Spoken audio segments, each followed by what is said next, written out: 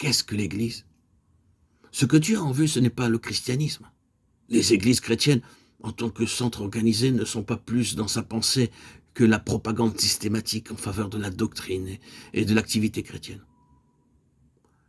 Ce que Dieu cherche à obtenir, c'est un peuple pour lequel et au sein duquel Christ soit tout, en tous et en tout.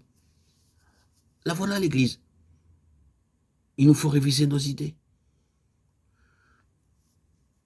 Dans la pensée de Dieu, l'Église commence et finit là où le Seigneur Jésus-Christ jouit d'une primauté absolue.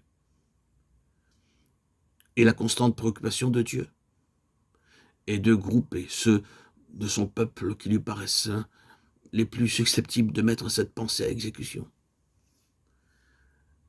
Car il représente pour lui la satisfaction d'un désir qu'il a de tout temps caressé. Voir en toute chose le Seigneur Jésus à la première place. Christ, tout en tous et en tout. Il passe à côté de cette grande institution qu'on appelle l'Église, pour ne s'arrêter qu'auprès des cœurs humbles et contrits, qui tremblent à sa parole,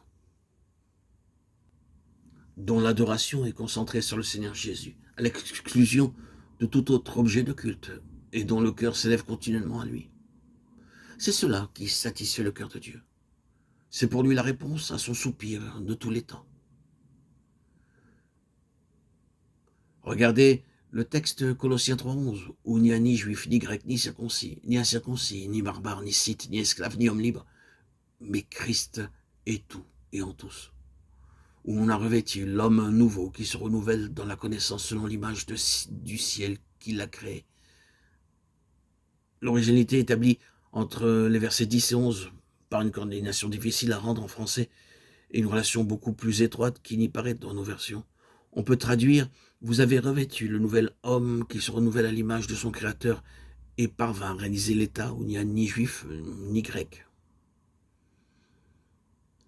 Étudiez les textes de près et vous verrez qu'il s'agit de l'homme corporatif, l'Église dont nous parlons.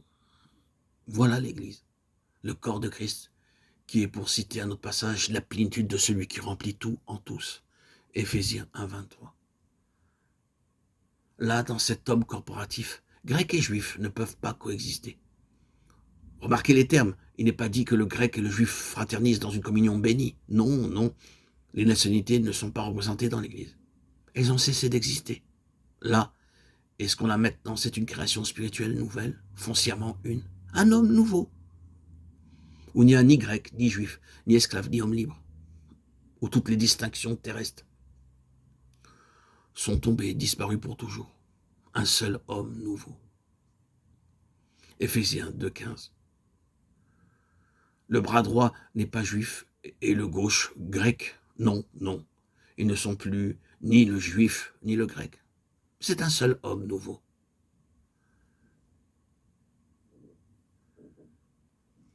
Une combinaison savamment ménagée de libristes, de nationaux, de baptistes, de méthodistes, de réformés de toutes couleurs, se tenant la main et mettant leurs différences entre parenthèses pour quelque temps.